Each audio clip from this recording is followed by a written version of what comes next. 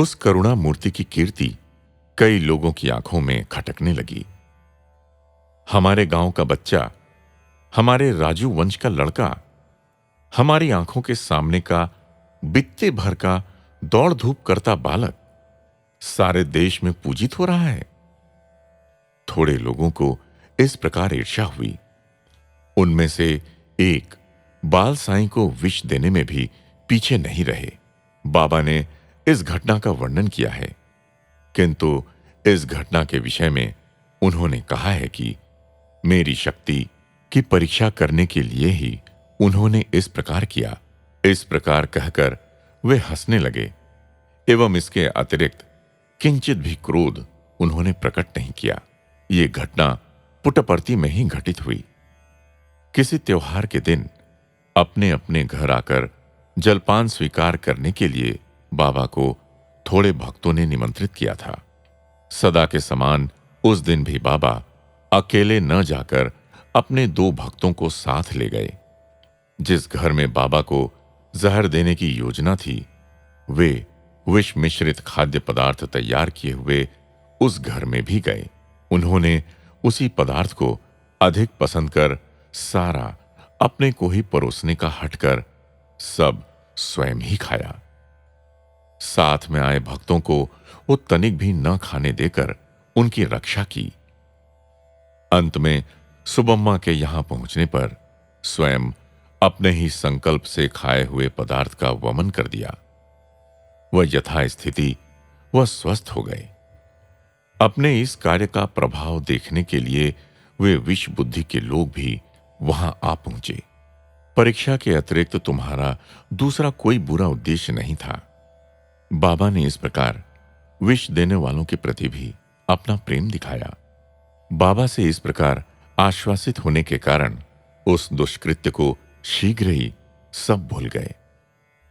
लेकिन हां, वमन किए हुए पदार्थों को ग्रहण करने से चंद कौओं की मृत्यु हो गई। बाबा की एक और विशिष्ट बात, सामान्य मानव को भयभीत करने वाले असाध्य कार्य वह साहस युक्त कर दिखाते। इस प्रदर्शन से वे अपनी दिव्य शक्ति का प्रमाण देते। जब कभी बाबा इस प्रकार के साहस दिखाते, तब कर्णम सुबम्मा के पंच प्राण भी थर थर कांपते। सुबम्मा सदा बाबा की शुश्रूषा में निरत रहती एवं बाबा के दर्शनार्थ आगंतुक भक्तों के सत्कार में भी मग्न रहती थी। उनके बच्चे नहीं थे। पति के दूसरा विवाह करने पर भी संतान न होने के कारण किसी को गोद लिया था। नन्हे बाल्यावस्था के सत्या को भी ईश्वरम्मा बाहर जाते समय सुबम्मा के हाथ में ही सौंप देती। उस साध्वी की बाबा में बड़ी विशेष आसक्ति एवं आशा थी। छुआछूत के महाबंधनों में पड़े उस ब्राह्मण कुल में राजू वंश के उस बच्चे को खेलते देख उनके बंधु मित्रों को अनुचित प्रतीत होता। उन सबको सुबम्मा का एक ही समाधानकारक उत्तर था, छोड़िए इन बातों को, मेरे बच्चे को आपके यहां की लड़की नहीं चाहिए। अपनी लड़की के लिए वर ढूंढती मैं आपके द्वार पर नहीं आऊंगी। आपके घर अन्न पान के लिए हाथ नहीं फैलाऊंगी। आप यहां पधार कर कुछ न खाएं तो हमारी कुछ हानि न होगी। निज स्वरूप को प्रकट करते ही उस बालक के विषय में सोचने पर सुबम्मा ने उसे अपने जन्म की सफलता का सौभाग्य ही माना। नवरात्र के दिनों में प्रतिदिन फूलों की पालकी में बाबा के जुलूस की व्यवस्था कर गांव की सड़कों पर जल सिंचन, रंगोली, तोरण आदि की व्यवस्था सुबम्मा अत्यंत मनोयोग पूर्वक करती थीं। भक्तों के समूह का पथ प्रदर्शन वही करती थीं। केवल पुट्टपर्ती ही नहीं, आसपास के प्रदेश के लोग भी सुबम्मा की ही बात मानते थे। बाबा जहां जहां जाते वहां की व्यवस्था वह स्वयं जाकर करती। बाबा को अपनी आंखों का तारा ही मानकर अत्यंत सावधानी पूर्वक उनकी देखभाल करती। बाबा का ही कहना है कि रात को भी कई बार अपने बिस्तर से उठकर बाबा के कमरे तक निःशब्द तरीके से आकर देखती कि बाबा सोए हैं या नहीं। उस साध्वी के अंतकाल के सामीप्य से अवगत बाबा ने उससे सब वेदोक्त दान धर्म करवाए। उसकी एक मुख्य मनोकामना पूरी करने का बाबा ने वचन दिया था। उस साध्वी की मनोकामना थी कि अंतकाल में बाबा के दर्शन पाकर अनुग्रहित होना। सुबम्मा एक व्याधि से ग्रस्त थीं। उनकी चिकित्सा के लिए बांधव उन्हें बुक्कपट्टनम ले गए।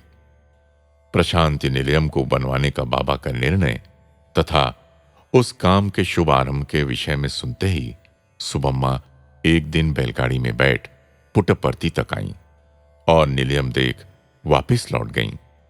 इतनी थी उनकी आसक्ति। दिन ब दिन उनकी व्याधि बढ़ती ही गई। बिस्तर से उठना भी दुर्भर हुआ। सबको उनका अंतकाल समीप लगा, किंतु बाबा बेंगलोर में थे। वहां से उनके तिरुपति जाने का समाचार मिला, किंतु सुबम्मा की श्रद्धा अचल ही रही। बाबा का दर्शन अवश्य होगा। वह उस विषम परिस्थिति में भी सत्य साईं बाबा, कृष्ण परमात्मा, इन्हीं शब्दों का उच्चारण करती रहीं। उनकी आंखों के समक्ष बाबा की लीलाएं साकार होती। जिह्वा पर बाबा का ही नाम रहता। उनके पलंग के चारों ओर खड़े बांधवों के अनेक श्रम भी उनका ध्यान दूसरी ओर खींचने में असमर्थ रहे। वे यहां कैसे आएंगे? तुम्हारा ये पागलपन है। इस प्रकार की निराशाजनक बातें सुनकर भी उनका निश्चय अटल ही रहा। तिरुपति से बाबा बड़े आराम से पुट्टपर्ती वापस लौटे। सुबम्मा की व्याधि बहुत बढ़ने के समाचार से भी वे आतुर न हुए। उतने में सुबम्मा का बुलावा आया। तिस पर भी अपनी अंतिम सांस रोककर वह साहस से मृत्यु को चुनौती दे रही थी। वहां उपस्थित कुछ लोग अलग अलग बात कहने लगे। प्राण पखेरु उड़ गए, नहीं अभी शरीर गर्म है, इस प्रकार सब विवाद करने लगे। 2 दिन तक यही स्थिति रही। बाबा के दर्शन पाए बिना प्राण पखेरु उस पिंजड़े को छोड़ किवाड़ के खुले रहने पर भी बाहर की ओर नहीं उड़ेंगे। ये सब वे क्या जानते। अंत में बाबा आए। तब तक धैर्य रहित परिवार ने सुबम्मा को पृथ्वी पर लिटा दिया था। उसकी देह में अभी तक प्राण शेष हैं, ये केवल बाबा ही जानते थे। पास बैठ बाबा ने अपनी मधुर वाणी में पुकारा, सुबम्मा, सुबम्मा। ज्योति रहित उनके दोनों नेत्र अनायास ही खुल गए। अचेतन हाथ ओढ़ाई हुई चादर से बाहर निकलकर बाबा के चरण ढूंढने लगे। बाबा ने उनके दोनों हाथों को मृदुता से दबाया। सारे शरीर में चेतना के संचार का आभास हुआ। बाबा ने जब अपने बाएं हाथ को उनके होठों के पास रखा, तब उनका मुंह खुल गया। बाबा की उंगलियों से गंगा तीर्थ झरने लगा और उनके गले में उतरा। उसे आनंद से निगलकर उस आनंद को एक क्षण के लिए आंखों से प्रदर्शित करते हुए कृतार्थ मुद्रा में उन्होंने इस लोक का त्याग किया। निःशंक वह धन्य है। तुलनात्मक दृष्टि से देखने वाले भक्तों का कथन है, जिस प्रकार श्री कृष्ण भगवान की देवकी तथा यशोदा ये 2 माताएं थीं, उसी प्रकार बाबा की माताएं हैं ईश्वरम्मा और सुबम्मा। जय साईं राम।